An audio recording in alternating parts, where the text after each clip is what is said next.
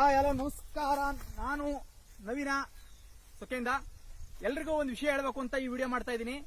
ರಾಜ್ಯಾದ್ಯಂತ 200 ಗ್ರಾಮ ಪಂಚಾಯತಿಗಳು ಹತ್ತತ್ರ 260 ಜನಗಳಿಗೆ ಈ ಒಂದು ಉಪಚುನಾವಣೆ ನಡೀತಾವೆ. ಗ್ರಾಮ ಪಂಚಾಯತಿ ಉಪಚುನಾವಣೆ ನಡೀತು.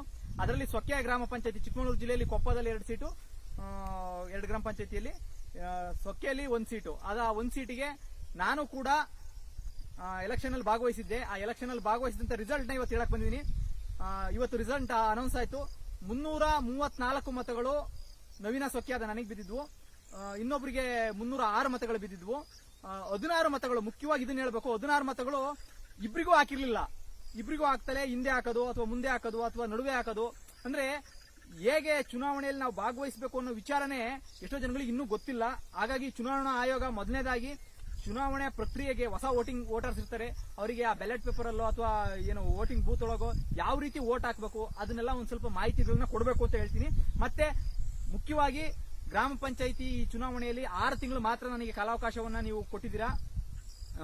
ಮತ್ತೆ ಸಾರ್ವತ್ರಿಕ ಚುನಾವಣೆ 5 ವರ್ಷಕ್ಕೆ ಬರ್ತದೆ. ಇವತ್ತು ಪ್ರಮಾಣ ಪತ್ರನೂ ಕೂಡ ಕೊಟ್ಟರು. 8 ಗಂಟೆಯಿಂದ 10 ಗಂಟೆ ಒಳಗೆ ಕೌಂಟಿಂಗ್ ಮುಗೀತು. ಎಲ್ರಿಗೂ ಕೂಡ ವೋಟ್ ಹಾಕಿರೋರು, ವೋಟ್ ಹಾಕ್ತೇ ಇದ್ರೂ ಕೂಡ ಎಲ್ಲಾ ಮತದಾರರಿಗೂ ಏನಿದ್ದಾರೆ ಚುನಾವಣೆಯಲ್ಲಿ ಭಾಗವಹಿಸಿದ್ದಕ್ಕೆ ನಿಮಗೆ ಧನ್ಯವಾದ ಹೇಳ್ತೀನಿ. ಇನ್ನೂ ಕೆಲವರು ಮತದಾರರು ಚುನಾವಣೆಯಲ್ಲಿ ಭಾಗವಹಿಸಿಲ್ಲ. ಸುಮಾರು 500 ಜನ ಮತದಾರರು ಚುನಾವಣೆಯಲ್ಲಿ ಭಾಗವಹಿಸಿಲ್ಲ. ನಿಮ್ಮ ನಿರ್ಧಾರಗಳು ನಮಗೆ ಇನ್ನೂ ಕೂಡ ಗೊತ್ತಿಲ್ಲ. ಅಥವಾ ನೀವು ಬರಕಾಗಿದ್ದೇ ಇರಬಹುದು, ಅಥವಾ ನಾವು ನಿಮಗೆ ಆ ವಿಚಾರನ ತಲುಪಿಸದೇ ಇರಬಹುದು, ತಲುಪಿಸಕ್ಕಾಗದೇ ಆಗಿರ್ಬೋದು. ಮುಂದಿನ ದಿನಗಳಲ್ಲಿ ನಿಮ್ಮ ಎಲ್ಲರ ಸಹಕಾರಗಳು ಬೇಕು. ಚುನಾವಣೆಯಲ್ಲಿ ಯಾರು ಗೆದ್ದಿದೀವಿ ಯಾರು ಸೋತಿದೀವಿ ಅನ್ನೋದೇನಿಲ್ಲ. ಮತ್ತೆ ಈ ಚುನಾವಣೆ ನಿಜವಾಗಿ ಕೂಡ ನಾನು ಪಾಂಪ್ಲೆಟ್ ಕೊಟ್ಟ ಕೆಲವರೆಲ್ಲ ಹೇಳಿದ್ದಾರೆ, ಏನ ಮಾರೆಯ ಕೈ ಮುಕ್ಕೊಂಡು ನೀನು ಬರ್ಬೇಕು ಕ್ಯಾಂಡಿಡೇಟ್ ಆಗಿ ಏನು ಹಂಗೆ ಹಿಂಗೆ ಅಂದ್ರು. ನಾನು ಅವ್ರಿಗೆಲ್ಲ ಕೆಲವರಿಗೆ ಹೇಳಿದೆ, ಇಲ್ಲ ಈ ವಿಚಾರ ಸರಿ ಇದ್ರೆ ಓಟ್ ಹಾಕ್ರಿ, ಈ ವಿಚಾರ ಸರಿ ಇಲ್ಲ ಅಂದ್ರೆ ಓಟ್ ಹಾಕ್ಬೇಡ್ರಿ, ನಾನು ನೋಡು ಓಟ್ ಹಾಕ್ಬೇಡ್ರಿ, ಅಥವಾ ಒಂದ್ಸತಿ ಸೋತೀನಿ ಇನ್ನೊಂದ್ಸತಿ ಸೋತೀನಿ, ನೀವೊಂದು ಅವಕಾಶ ಚಾನ್ಸ್ ಕೊಡ್ತೀನಿ ನಮ್ಮ ಜೀವನ, ಈ ರೀತಿ ಹಾಕ್ಬೇಡ್ರಿ ಅಂತ ಹೇಳಿದ್ದೆ. ಕೆಲವು ಮಾತುಗಳು ನಿಮಗೆ ಹರ್ಟ್ ಆಗಿರ್ಬೋದು, ಆದ್ರೆ ವಾಸ್ತವವಾಗಿ ಅದೇ ಸತ್ಯ. ನನ್ನ ನೋಡಿ ಓಟ್ ಹಾಕ್ಬೇಡ್ರಿ, ನೀವು ಜವಾಬ್ದಾರಿ ತಾಣದಾದ್ರೆ ಮಾತ್ರ ಓಟ್ ಹಾಕ್ರಿ. ನೀವು ಜವಾಬ್ದಾರಿ ತಾಂತೀರಾ ಅಂತ ನಿರ್ಧಾರನ ನೀವು ಇವತ್ತು ಕೌಂಟಿಂಗ್ ಅಲ್ಲಿ ಕೊಟ್ಬಿಟ್ಟಿದ್ದೀರಾ. ಇನ್ನ ಜವಾಬ್ದಾರಿನ ತಗೊಂಡು ನಾನು ಕೂಡ ಕೆಲಸ ಮಾಡಬೇಕು. ನನಗೆ ಕೆಲಸ ಕೊಟ್ಟಿದ್ದೀರಾ.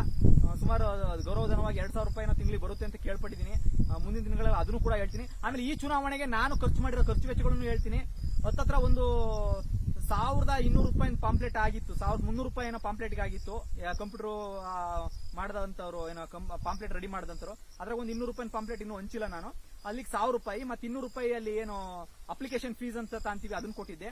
ಮತ್ತೆ ನೋಟ್ರಿ ಮಾಡ್ಸಕ್ಕೆ ಅದು ಇದು ಅಂತೇಳಿ ಒಂದು 100 ರೂಪಾಯಿ, 1,500 ಮ್ಯಾಕ್ಸಿಮಮ್ ಖರ್ಚು ಮಾಡಿದ್ದೆ. ಆ 1,500 ಜನ ದುಡ್ಡಿಗೆ ಇಷ್ಟೊಂದು ವಿಚಾರಗಳಿಗೆ ಓಟ್ ಹಾಕಿದ್ರ ಅಂದ್ರೆ ಇಲ್ಲಿ ದುಡ್ಡು ಹಣ ಎಂಡಕ್ಕಿಂತ ಮುಖ್ಯವಾಗಿ ಜನಗಳಿಗೆ ವಿಚಾರ ತಲುಪಿಸೋದ್ರಲ್ಲಿ ನಾವು ಎಡವಟ ಇದ್ವು. ಈಗ ವಿಚಾರ ತಲುಪಿಸಿರೋದಕ್ಕೆ ಆ ಜನಗಳು ವಿಚಾರಕ್ಕೂ ಓಟ್ ಹಾಕ್ತಾರೆ ಅಂತ ನೀವು ನಿರೂಪಿಸಿದಿರಾ.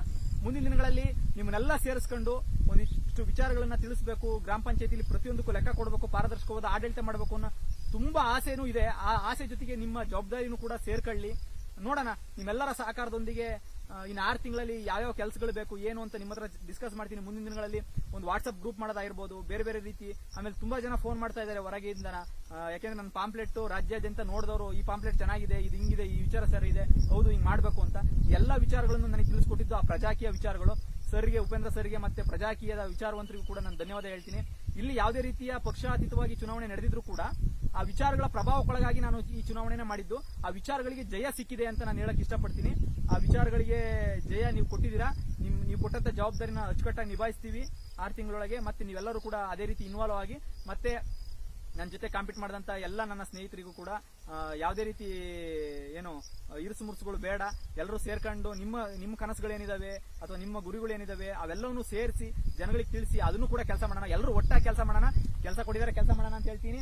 ಮತ್ತೆ ಇವತ್ತು ಹಿಂದಿನಂತೆ ದನ ಕಾಯಕ್ ಬಂದೀನಿ. ಯಾಕೆ ಅಂದ್ರೆ ಅಲ್ಲಿದ್ದು ತುರಾಯಿ ಹಾಕಿಸ್ಕೊಳ್ಳಕ್ಕೆ ನಾನು ನಾಯಕನೂ ಅಲ್ಲ, ಇನ್ನೇನೂ ಅಲ್ಲ, ಪಟಾಕಿ ಹೊಡ್ಕೊಳಕ್ಕೆ. ಇದು ನಿಜವಾಗಿ ಕೂಡ ಪ್ರಜಾಪ್ರಭುತ್ವ. ಇದೇ ಪ್ರಜಾಪ್ರಭುತ್ವ. ನನ್ನ ದನಗಳ ಜೊತೆ ನಾನು ಇವತ್ತು ದನಿಗೆ ಬಂದಿನಿ. ಮತ್ತೆ ಎಲ್ಲ ಎಷ್ಟೋ ಒಂದಿಷ್ಟು ಜನ ಹೇಳಿರೋ, ಇವತ್ತು ಗ್ರಾಮ ಪಂಚಾಯತಿಗೆ ಹೋಗ್ಬೇಕು ಮರೆಯ, ಊರೊಳಗೆ ಹೋಗ್ಬೇಕು ಹಾಗೆ ಹೀಗೆ ಅಂತ. ಇವತ್ತು ಟೆಕ್ನಾಲಜಿ ಚೆನ್ನಾಗಿದೆ, ಇದನ್ನ ಬಳಸ್ಕೊಂಡು ನಿಮ್ಮ ಮನೆಗೆ ಬರ್ತೀನಿ, ನಿಮ್ಮ ಅಂಗೈಗೆ ಬರ್ತಾ ಇದೀನಿ. ಓಕೆ, ಮಳೆ ಬರಂಗಾಗಿದೆ.